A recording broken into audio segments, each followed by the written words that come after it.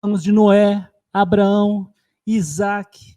E o intuito é poder, além de conhecer mais esses personagens, estar mais familiarizado com o contexto da exposição bíblica que iremos fazer a partir do próximo domingo, começando em Gênesis 37 e terminando o livro de Gênesis no capítulo 50. Mas ainda mais importante do que isso é perceber como Deus conduz a história. Ele não perde o controle dela. Deus, ele orquestra tudo de forma que a sua vontade sempre prevalece. Aliás, antes do homem e da mulher pecarem contra Deus, por exemplo, o Senhor já havia estabelecido um plano de salvação. E ele já sabia o que ia acontecer. De fato, o plano é ainda anterior a essa criação dos seres humanos. Nas palavras do apóstolo Paulo, nós lemos: porque Deus nos escolheu nele antes da criação do mundo.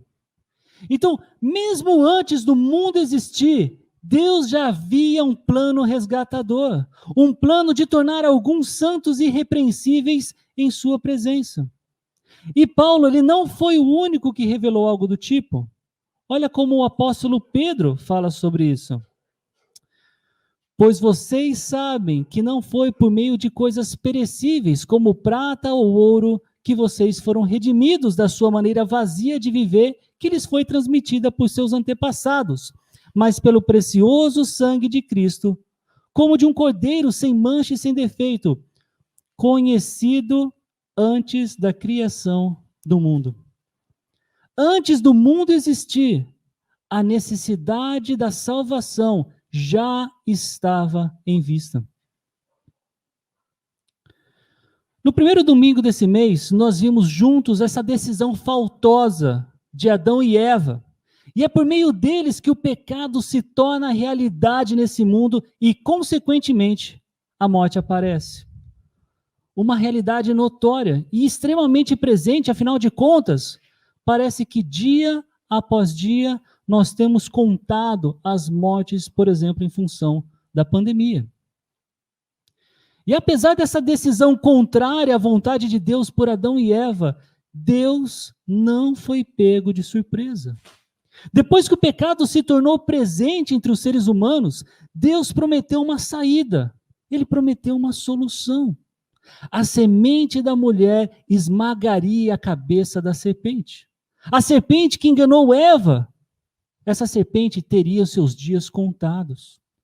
Ela não enganaria para sempre. Mas enquanto a vitória total e final de Jesus Cristo não chega, nós somos convidados pelo nosso Criador a conhecer essa história.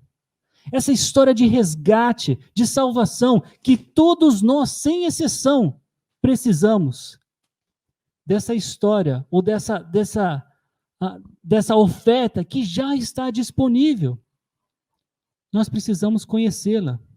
Nós precisamos entendê-la. E nós precisamos abraçá-la. Porque só assim poderemos desfrutar das bênçãos que o Senhor disponibiliza. A história da salvação que Deus nos proporciona em Jesus, ela é relatada através de toda a Bíblia. E com o tema que nós temos estudado neste mês, olha só o que nós vimos. Por exemplo, com Adão, nós vimos que o pecado, ele entra no mundo, mas também existe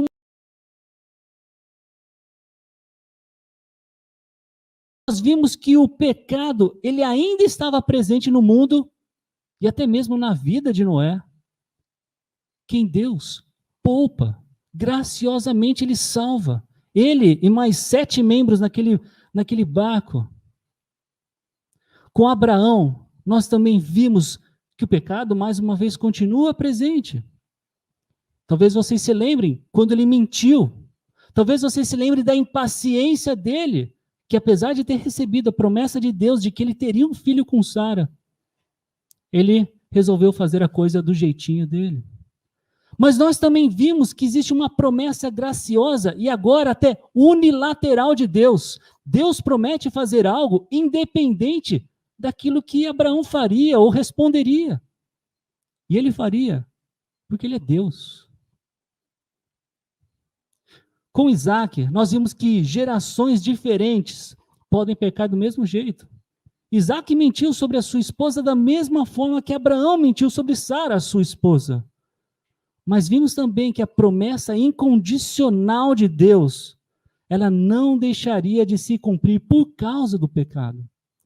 O plano de salvação, o plano salvífico de Deus, ele é inabalável, ele é indestrutível.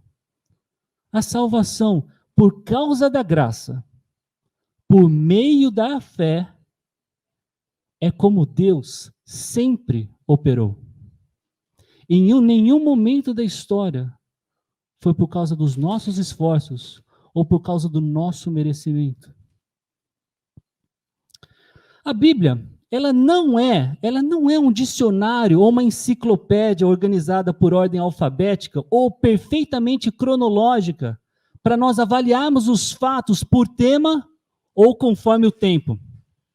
A Bíblia, ela é uma narrativa divina da revelação da vontade de Deus, de como a história converge numa pessoa, em Jesus Cristo, que por sua vida, por sua morte e ressurreição, cada um de nós podemos, de novo, por meio da fé, desfrutar da salvação.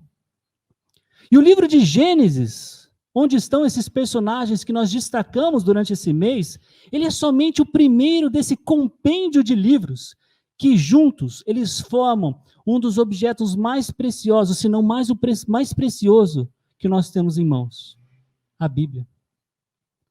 Adão, Noé, Abraão e Isaac são alguns desses personagens do princípio. E como eu disse para vocês, hoje eu quero focar na vida de Jacó, mas não sem antes orar com vocês. Pai, muito obrigado por estarmos juntos, muito obrigado pela oportunidade de fazermos isso juntos. Estudamos a Tua palavra, aprendemos dela e percebemos como o Senhor controla a história. E o Senhor controla a história como alguém amoroso, como alguém que cuida de nós e que deseja que alcancemos a salvação por meio do Teu Filho Jesus. Deixe isso mais claro para nós ainda hoje, Senhor. É assim que eu oro e agradeço, em nome de Jesus. Amém. Então, conhecer a história de Jacó, como conhecer qualquer outra porção das Escrituras, é conhecer parte da nossa história enquanto seres criados e amados por Deus. É conhecer a vontade de Deus e como ela se desenvolveu, se desenrolou na história. E isso nos ajuda a entender quem é esse Deus, criador e resgatador, que não poupou seu próprio filho para morrer no nosso lugar. A primeira vez que o nome Jacó aparece na Bíblia é em Gênesis capítulo 25. E esse mesmo capítulo ele relata a morte do avô de Jacó, Abraão. E a história nos conta que Rebeca, mãe de Jacó, ela era estéril.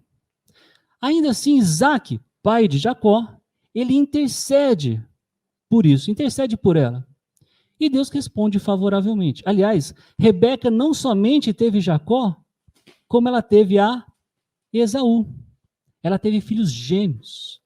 Jacó e Esaú, eles eram gêmeos bivitelinos, ou seja, duas crianças que nasceram no mesmo dia, da mesma mãe, mas foram fecundados em óvulos diferentes. E por que isso é importante? Porque os traços físicos que eles tinham têm uma característica especial na trama de Jacó e Esaú. E essa trama, ela tem a sua pré-anunciação já na gravidez de Rebeca. Ela, em oração, ela perguntou para Deus, porque parecia que na barriga dela estava tendo uma luta. E Deus responde. Lá em Gênesis 25, versículo 23. Os filhos em seu ventre se tornarão duas nações. Desde o começo, elas serão rivais. Uma nação será mais forte que a outra, e seu filho mais velho servirá a seu filho mais novo. Interessante como a Bíblia apresenta tantos relatos, provando que aquilo que as mães carregam em seus ventres quando grávidas, não é um mero aglomerado de células. E no caso de Rebeca, ali havia duas pessoas, duas crianças, rivais, desde esse momento. A Bíblia não fala como Rebeca reagiu a essa resposta de Deus, mas eu acho pouco provável que ela tenha feito algum tipo de festa por causa disso. Afinal de contas, que mãe gosta que seus filhos briguem? E quando chegou a hora de dar à luz, Rebeca descobre que de fato eram gêmeos. O primeiro a sair foi Esaú. E o seu nome, inclusive, ele foi dado porque ele era um bebê cabeludo, um bebê peludo. Está no hebraico, a palavra Esaú, o som dela se parece com peludo.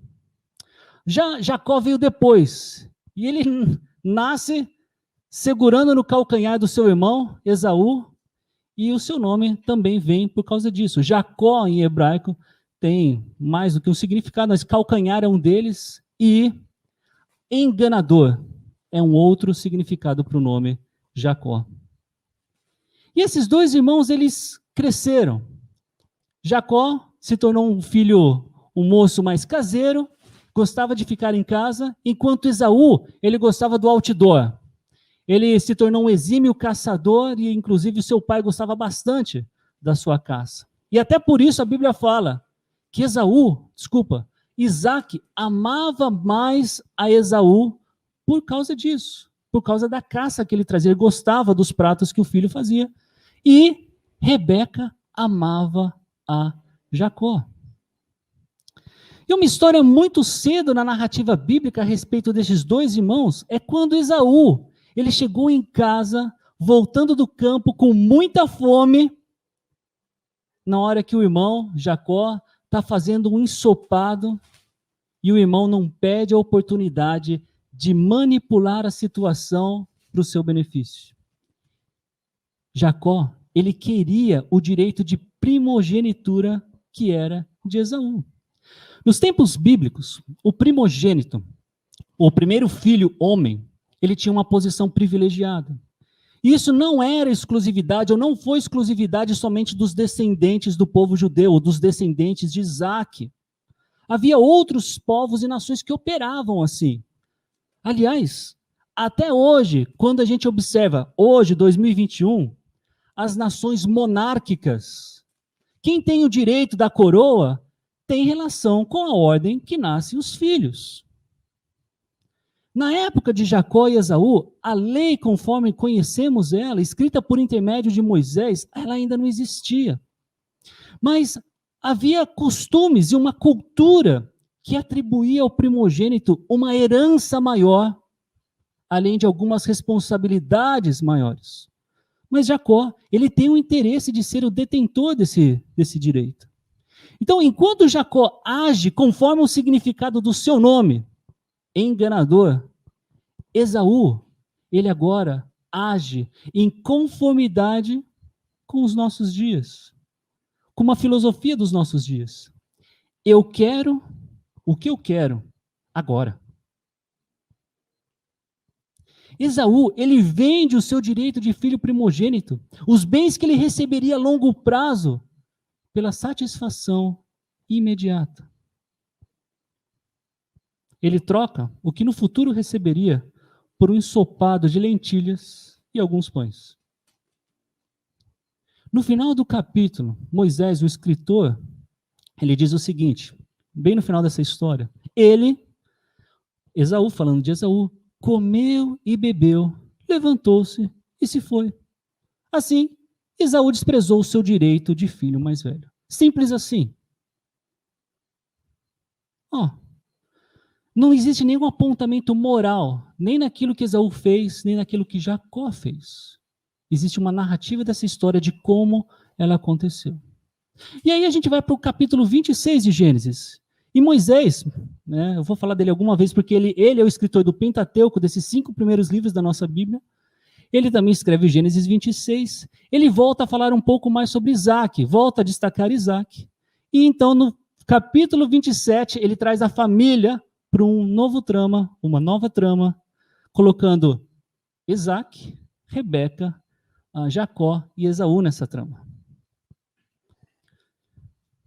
Isaac, ele já estava velho, estava ficando velho e já não enxergava muito bem.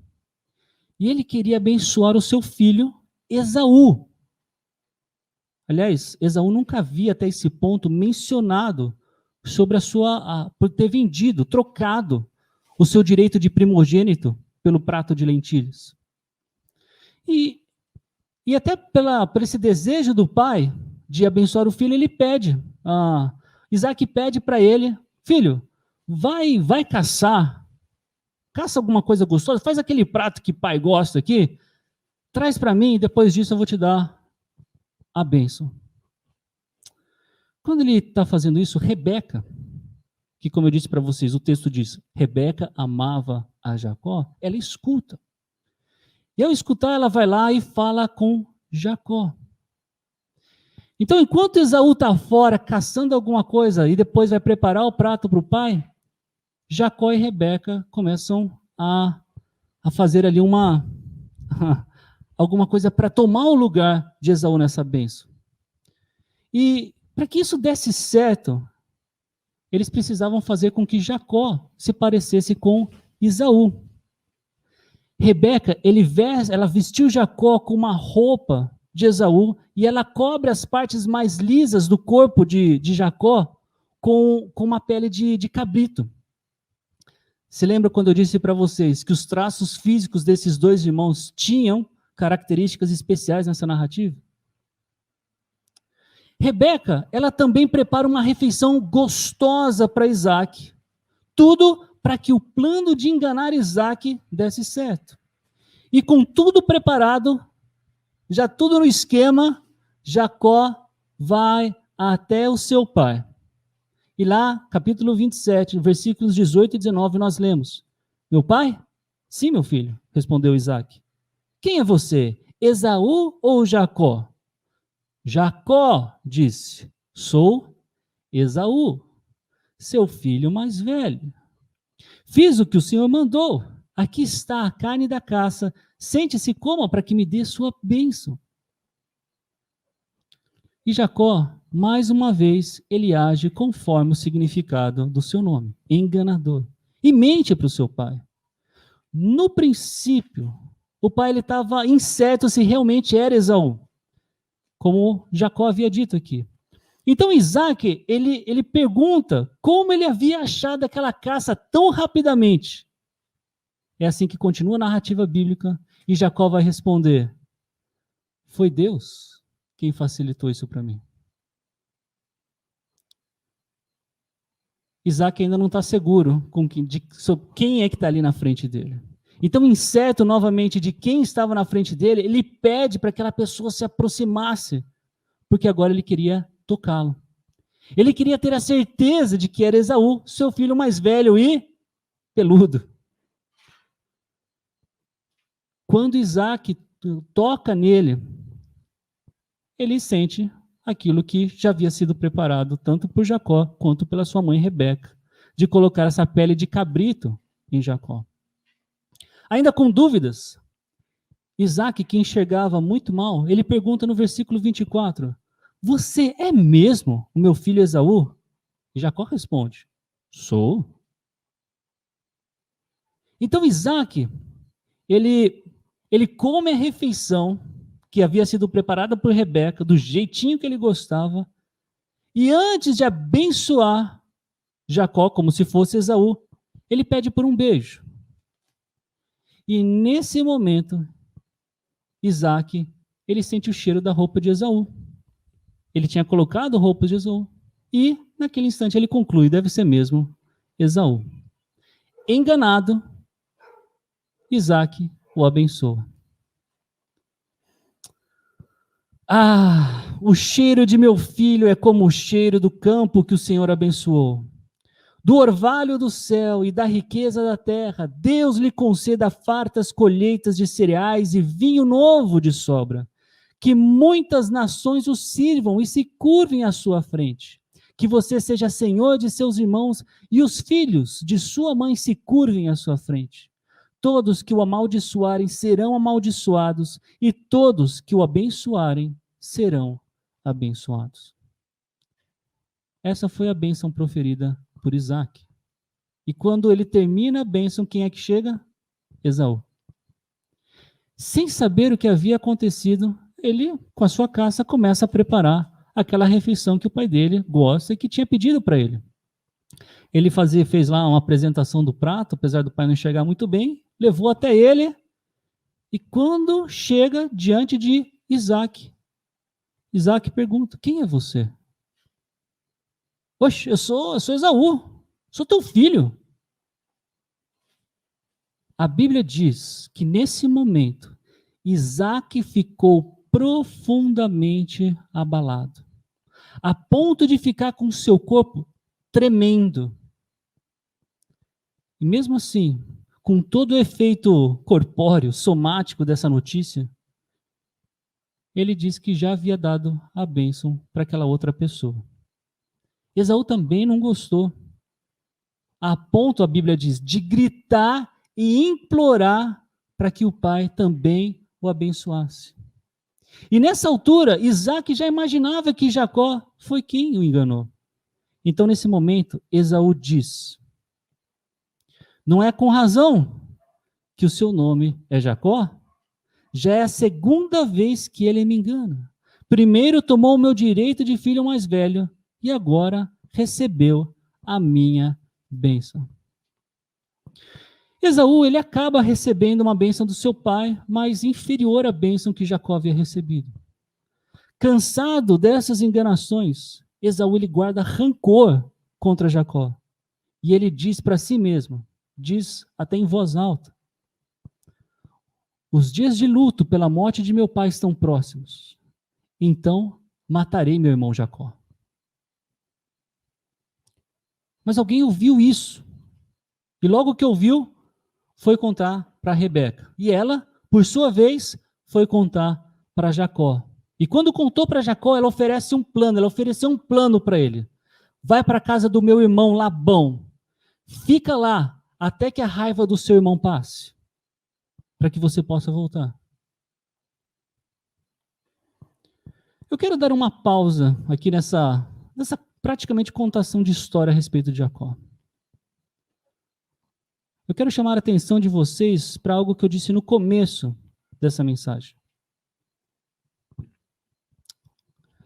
Deus não perde o controle da história. Quando Jacó e Esaú ainda não tinham nome, porque estavam no ventre de Rebeca, Rebeca não entendia porque parecia que havia ali uma luta dentro dela. E como eu disse para vocês, procurando saber o porquê, ela ora a Deus, ela pergunta para Deus, e Deus responde. Nós já vimos e vou ler de novo. Os filhos em seu ventre se tornarão duas nações. Desde o começo, elas serão rivais. Uma nação será mais forte do que a outra, e seu filho mais velho servirá a seu filho mais novo. Nós não chegamos lá à altura dessa história, mas é verdade que Esaú é o pai dos edomitas, e Jacó é quem vai ser chamado de Israel, de onde veio o nome da nação que Deus abençoou e disciplinou ao longo da história. É verdade que uma nação se tornou bem mais forte que a outra. É verdade que Esaú, o filho mais velho, serviu a Jacó, o filho mais novo. Então tudo isso justifica todas essas enganações de Jacó. Afinal de contas, da nossa perspectiva, era necessário que Jacó, de alguma forma, obtivesse o direito de primogênito e também ganhasse a bênção que era para Esaú. É isso? Não. Isso não justifica as mentiras e as enganações de Jacó. Aliás, se você tem alguma familiaridade com a história de Jacó, que eu não vou cobrir por inteiro hoje aqui, você sabe o quanto ele sofreu em razão da forma como obteve a bênção do pai dele. Ele morria de medo de se encontrar com o seu irmão. Ele viveu anos e anos pensando que, quando se encontrasse com o seu irmão, era o fim da linha para ele. E talvez para a família dele, que depois ele constituiu. A Bíblia, ela não mostra para nós como Deus operaria para que tudo o que ele disse a Rebeca fosse verdade se Jacó não tivesse agido como agiu.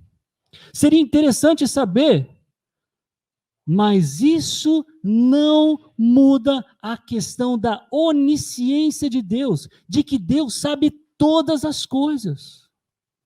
Mesmo sendo nós criaturas capazes de agir de acordo com a nossa vontade, e de certa forma, saibam, isso é até perigoso. A verdade é que Deus sempre sabe, sempre saberá o resultado. Ele sabe tudo o que acontece no fim. Deus nunca é pego de surpresa. E o resultado que eu tenho ressaltado com vocês é que, em última análise, a história flui para a restauração de todas as coisas, porque Deus prometeu que assim faria.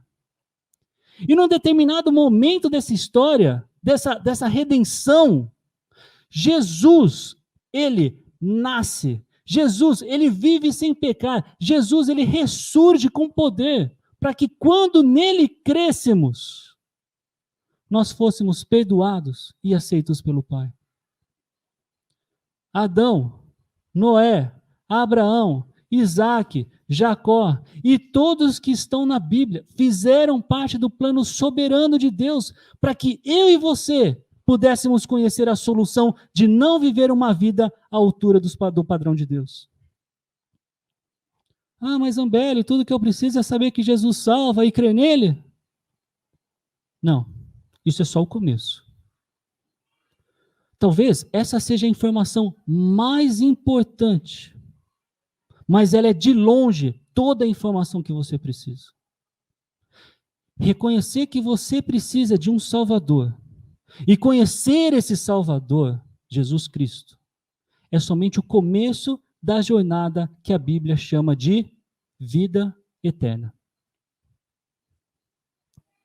O apóstolo Pedro, ele diz que o poder de Deus, na sua segunda carta, no primeiro capítulo, ele diz que o poder de Deus se manifesta no nosso dia a dia por meio do pleno conhecimento daquele que nos chamou. Quer conhecer plenamente a Deus? Uma dica do salmista. Salmo 1, versículos 1 e 2. Feliz é aquele que não segue o conselho dos perversos, não se detém no caminho dos pecadores, nem se junta à roda dos zombadores. Pelo contrário, tem prazer na lei do Senhor e nela medita dia e noite. A nossa semana, ela tem 168 horas. Nós temos um culto por semana que representa aproximadamente 1h30 dessas 168 horas, que cada um de nós aqui tem, esses 7 dias. E nessa 1h30, nós cantamos ao Senhor, oramos juntos, conversamos uns com os outros e aprendemos da palavra de Deus. Essa 1h30 é muito importante para nós como igreja do Senhor Jesus, mas isso não é igual a meditar na palavra de Deus de dia e de noite. Não acredite que esse nosso tempo aqui é suficiente para nós aprendermos plenamente sobre o nosso Deus, de quem precisamos dia após dia, se é que queremos viver uma vida que se alegra no propósito da verdadeira razão pela qual nós existimos.